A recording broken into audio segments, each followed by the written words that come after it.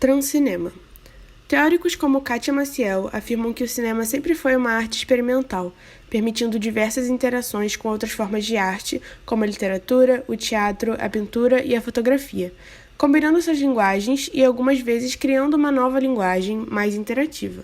A autora faz uma comparação da arte antiga, onde o artista manifestava-se por meio de pinturas, e essas pinturas retratavam diversas cenas, abordando questões cotidianas de outras pessoas e do próprio artista, citando como exemplo desta arte o pintor William Morgat. Segundo a autora, o cinema, em seus primórdios, apresentava-se como uma arte confinada ao espaço de uma tela, com aplicação limitada àquele espaço, não existindo muita interação entre o ambiente cinematográfico propriamente dito e o ambiente extra-filme, que incluía todos os atos, inclusive de espectador, em relação ao filme assistido. A pessoa simplesmente assistia ao filme, não tinha uma interação ativa com o mesmo, como acontece atualmente em alguns segmentos da arte moderna. A autora afirma ainda que a abordagem sobre o espaço tridimensional do cinema não é um fenômeno novo, tendo aparecido na pintura renascentista, começando a dar um caráter imersivo às obras, como se pode perceber nas obras renascentistas, embora não fossem cinematográficas nem fotográficas, tinha uma perfeição de detalhes injetável, apresentando corpos humanos com veia, cor de pele ou cabelos de forma quase realística.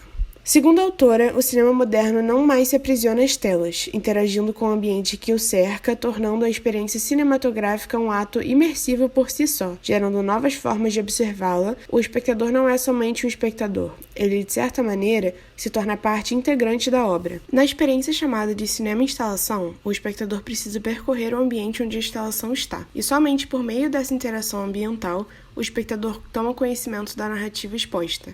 Tal modalidade artística ganhou força e visibilidade com o uso de projeção e computação gráfica na montagem das instalações. Essa experiência cinematográfica também é chamada de transcinema. Análise das obras de videoarte de Bill Viola, The Raft e The Crossing. Após assistir às videoartes de Bill Viola, The Raft e The Crossing, o espectador se sente impactado com a obra. E verifica-se também que o artista tem uma certa preferência pelo tema natureza, pois as duas instalações versam sobre a interação do ser humano com a natureza. No caso de The Crossing, há uma exposição da pessoa à intensidade do fogo e da água. Já em The Raft, um grupo aleatório de pessoas está exposto à intensidade da água, sendo absurdamente absorvidos por ela. São experiências diferentes entre si, com impactos diferentes. Em The Crossing, o impacto é mais nítido no espectador, que presencia a performance. Em The Raft, o espectador e os participantes da cena também são impactados, fisicamente inclusive pela narrativa. Eis duas experiências práticas do cinema-instalação e do transcinema, a questão do entendimento da imagem como memória e a visão do cinema como sonho. A imagem pode trazer vários pensamentos e sentimentos ao ser humano. Esses pensamentos e sentimentos criam memórias positivas ou negativas, trazendo felicidade, raiva, apatia, indiferença, tristeza, entre outras sensações psíquicas no indivíduo.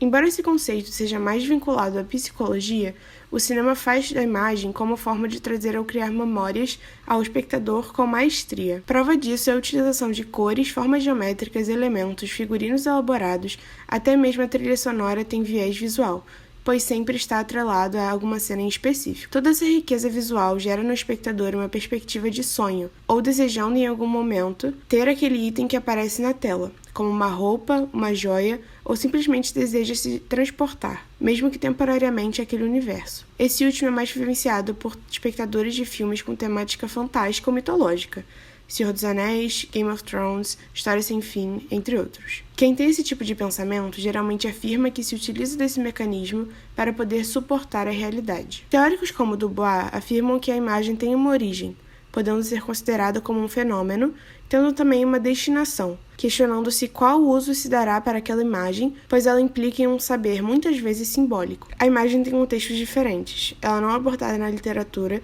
da mesma forma que ela é abordada em desenhos animados ou mesmo nas artes plásticas. No cinema, em especial, a imagem está associada à ideia de movimento, e esse muda o sentido da imagem a todo momento, dando sentido à narrativa ou à mensagem que o cineasta pretende passar. Com o transcinema, a imagem se funde com o movimento, e de certa forma com o espectador, criando uma atmosfera quase onírica por si só. Conclusão. Após a exposição conceitual e a análise dos filmes supracitados, percebe-se certa tendência para a interatividade em sessões cinematográficas. Esse conceito é indiretamente implantado em algumas salas de cinema, as quais possuem dispositivos em terceira dimensão, possibilitando, de certa forma, a imersão do espectador no filme. Em outras ocasiões, pode-se utilizar a instalação cinematográfica para passar mensagens, como de preservação ambiental, conscientização sobre diversos temas. O objetivo do telecinema é exatamente esse: transcender o conceito clássico de se fazer cinema. O cinema pode ser feito ao ar livre, num palco teatral, no museu, na floresta.